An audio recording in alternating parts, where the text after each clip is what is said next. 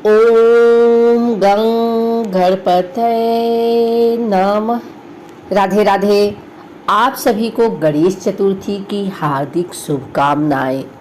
आइए सुनते हैं आज गणेश चतुर्थी पर चौथ माता की कहानी। एक बुढ़िया माई के ग्वालिया बाछलिया नाम का बेटा था। बुढ़िया माई अपने बेटे के लिए 12 महीने की सभी चौथ करती थी। बेटा लकड़ी लेकर आता था और दोनों माँ बेटा उनको बेचकर गुजारा करते थे। बुढ़िया माई रोजाना लकड़ी में से 2 लकड़ी रख लेती और चौथ के दिन बेटे से छुपकर बेचकर सामान लाती थी और 5 पुआ बनाती थी। एक पुआ गणेश जी महाराज को, एक चौथ माता को चढ़ाती, एक ब्राह्मण को और एक अपने बेटे को खिलाती थी और एक पुआ खुद खाती थी। एक चौथ के दिन बेटा अपनी पड़ोसन के घर गया। वह पुआ बना रही थी। जब उसने पूछा कि आज क्या है जो पुए बना रखे हैं, तब वह बोली, मैंने तो आज ही बनाए हैं, पर तेरी माँ तो चारों चौथ को पुए बनाती है। उसने जाकर माँ से पूछा, माँ तू रोज पुए बनाती है, मैं इतनी मेहनत से कमाता हूँ। बुढ़िया माई बोली, मैं तो चौथ माता का व्रत करती हूँ। वह बोला कि तू मुझे रख ले या तू चौथ माता को ही रख ले। बुढ़िया माई बोली, मैं तो तेरे लिए ही चौथ का व्रत करती हूँ, इसलिए मैं तुझे छोड़ सकती हूँ, पर चौथ माता को नहीं। जब बेटा घर से जाने लगा तो बुढ़िया माई बोली, तू जा रहा है, तू मेरे हाथ में से यह आखा लेते जा, जहाँ संकट आए वहीं पर पूर देना। बेटे ने सोचा, बात झूठी है, पर ले चलने में क्या बुराई है। वह चलने लगा और थोड़ी दूर पहुंचा ही था कि उसने देखा कि खून की नदी बह रही थी। कहीं से भी रास्ता नहीं मिला तो आखा पूर कर बोला कि चौथ माता, अगर तू सच्ची है तो रास्ता हो जाए। ऐसा कहते ही झट से रास्ता मिल गया। आगे गया तो घनघोर अंधेरा उजाड़ फैला हुआ था।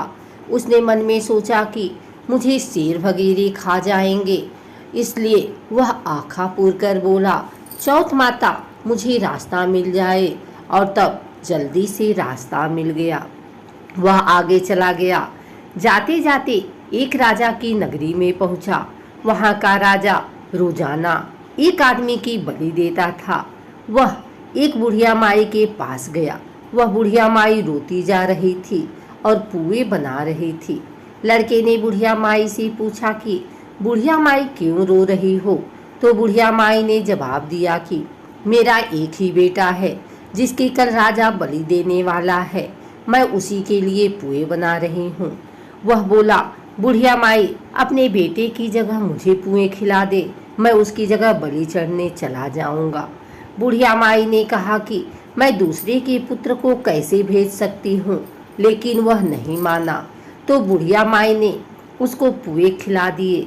अगले दिन जब राजा का संदेश आया तो बुढ़िया माई ने सोचा कि मैं कैसे दूसरे के बेटे को बलि चढ़ने के लिए भेज सकती हूँ, मैं ऐसा नहीं कर सकती। लेकिन बाहर से आवाज़ सुनकर वह जाग गया और राजा के आदमियों के साथ चला गया। वहाँ मटके पकाने का आव, जिसे कुम्हार मटके को पकाता है, बना हुआ था, जो एक मनुष्य का भोग लेने के बाद ही उसमें आव पकते थे। उन सब ने मिलकर उसको आव में चुन दिया। वह आँखा पूर कर आव में बैठ गया। एक दिन में ही आव पक गया और मिट्टी के घड़े सोने चांदी के बन गए। वहाँ एक जमादारनी झाड़ू लगा रही थी।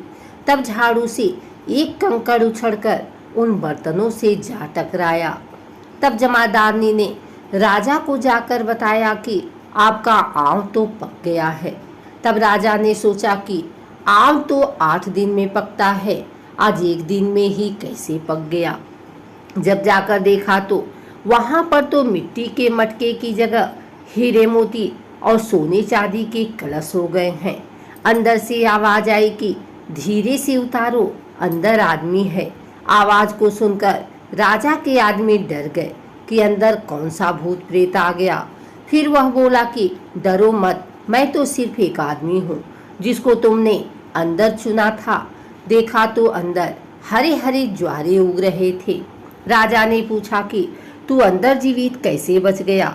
तब उसने बताया कि मेरी माँ चौथ का व्रत करती है। जब मैं घर से निकला था तो मेरी माँ ने मुझे आंखें दिए थे। मैं उन्हीं को पूर कर बैठ गया और चौथ माता के कारण बच गया। तब राजा ने कहा कि मैं तेरे को एक घोड़े पर बैठाकर साकल बांध देता हूँ। यदि वह साकल खुलकर मेरे में बच जाएगी तो मैं चौथ माता को सच्चा मान लूंगा। तब वह आंखें पूर कर बैठ गया और चौथ माता से कहने लगा, हे चौथ माता, अब तुम ही मेरी लाज बचाना।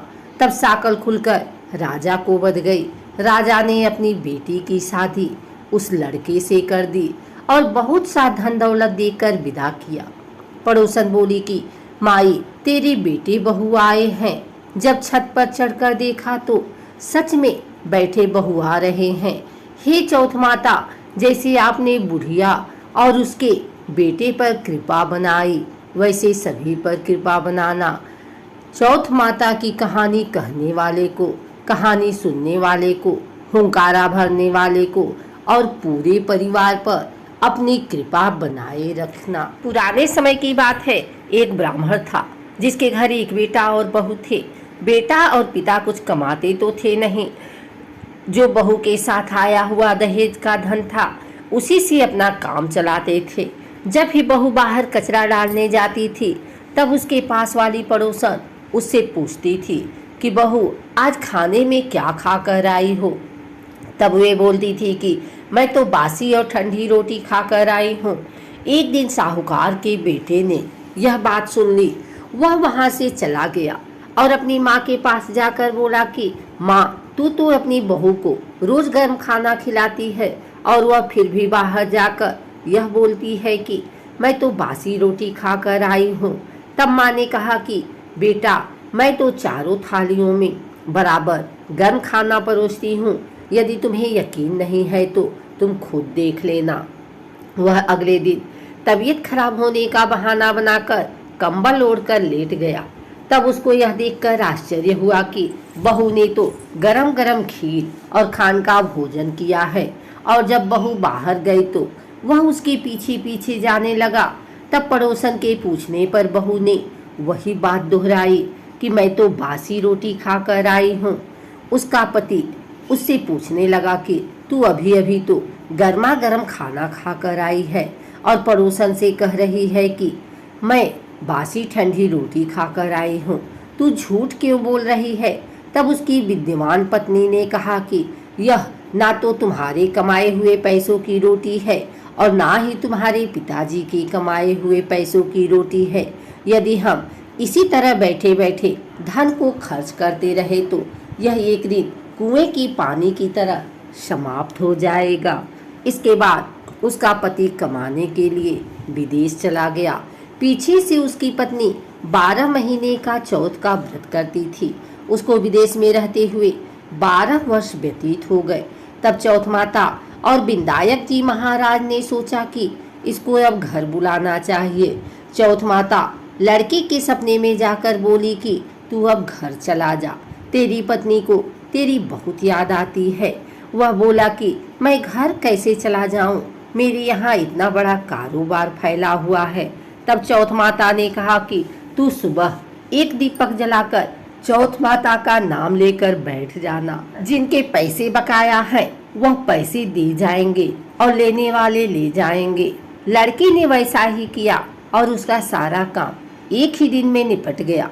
जब वह घर जा रहा था तो उसे रास्ते में एक सांप दिखाई दिया जो आग के पास जा रहा था। उसने सांप को आग से बचाने के लिए सिसकार दिया। ऐसा करने से नागराज क्रोधित हो उठे और कहा कि ये पापी, मैं तो इस नाग योनि से मुक्ति के लिए जा रहा था और तूने मुझे सिसकार दिया, अब मैं तुझे डस लूंगा। तब वह लड़का बोला कि मैं 12 वर्ष बाद अपने घर जा रहा हूँ, आप मुझे अवश्य ही डस लीजिएगा, किंतु आज मुझे अपने घर वालों से मिलने दीजिए। आप कल रात को आकर मुझे डस लेना। नाग ने उसकी शर्त मान ली और वहाँ से चला गया। जब लड़का घर आया तो वह उदास था। उसने अपने पत्नी के पूछने पर सारी बात बता दी। उसकी पत्नी बहुत चतुर थी। उसकी पत्नी ने एक सीढ़ी पर दूध का कटोरा रख दिया, दूसरी सीढ़ी पर बालू रेत बिछा दी, तीसरी पर फूल माला बिखेर दिए, चौथी पर इत्र छिड़क दिया, पांचवी पर मिठाई रख दी, छठी सीढ़ी पर जौ और सातवीं पर रोटी रख दिया। रात को जब सब सांप आया तो सबसे पहले ठंडी ठंडी रेत में लौट कर आया। फिर दूसरी सीढ़ी पर दूध पीकर कहा कि मैं एक ब्राह्मणी के बेटे को डसता तो नहीं, लेकिन वचन दिया हुआ हूँ, इसलिए डसना पड़ेगा। फिर हुआ माला फूल की सीढ़ी से होता हुआ प्रसन्नता पूर्वक इत्र की खुशबू लेता हुआ ऊपर की ओर आने लगा। सांप को ऊपर आता हुआ देखकर विनायक जी ने चौथ माता से कहा कि इस ब्राह्मणी के बेटे की रक्षा करनी होगी, क्योंकि इसकी पत्नी इसके लिए चौथ का व्रत करती है, उसका फल तो देना ही पड़ेगा। तब विनायक जी ने सीढ़ी पर रखे हुए आँखों से सुई बनाए और चौथ माता ने रोटी की ढाल बनाई और सांप के आगे लगा दी। विनायक जी ने जौ के सेल बनाए थे, उनसे सांप की मौत हो गई। सुबह उस लड़के से मिलने गांव के लोग आने लगे, क्योंकि वह 12 वर्ष के बाद वापस घर आया था। लोगों ने उसे आवाज दी, लेकिन वह तो उदास बैठा था, इसलिए बोला नहीं। जब उन्होंने देखा कि सीढ़ियों पर तो खून पड़ा हुआ है, तो वे चिल्लाने, रोने, चीखने लगे कि ब्राह्मण, आज तो तेरा बेटा मर गया। यह सब देखकर ब्राह्मणी भी जोर जोर से रोने लगी। आवाज सुनकर उसका बेटा नीचे आया और कहा कि माँ, मैं मरा नहीं हूँ, यह तो मुझे डसने आया सांप मरा है। यह सब देखकर उसकी पत्नी भी प्रसन्न हो गई कि मेरे पति के प्राण बच गए। उसने चौथ माता को धन्यवाद दिया और कहा कि यह तो चौथ माता ने मेरे व्रत करने का फल दिया है। चौथ माता जैसा फल ब्राह्मणी के बेटे को दिया, वैसा सभी को देना।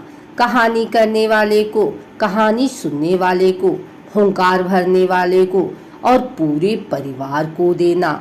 आशा करती हूँ कि आप सभी को यह वीडियो अच्छी लगी हो।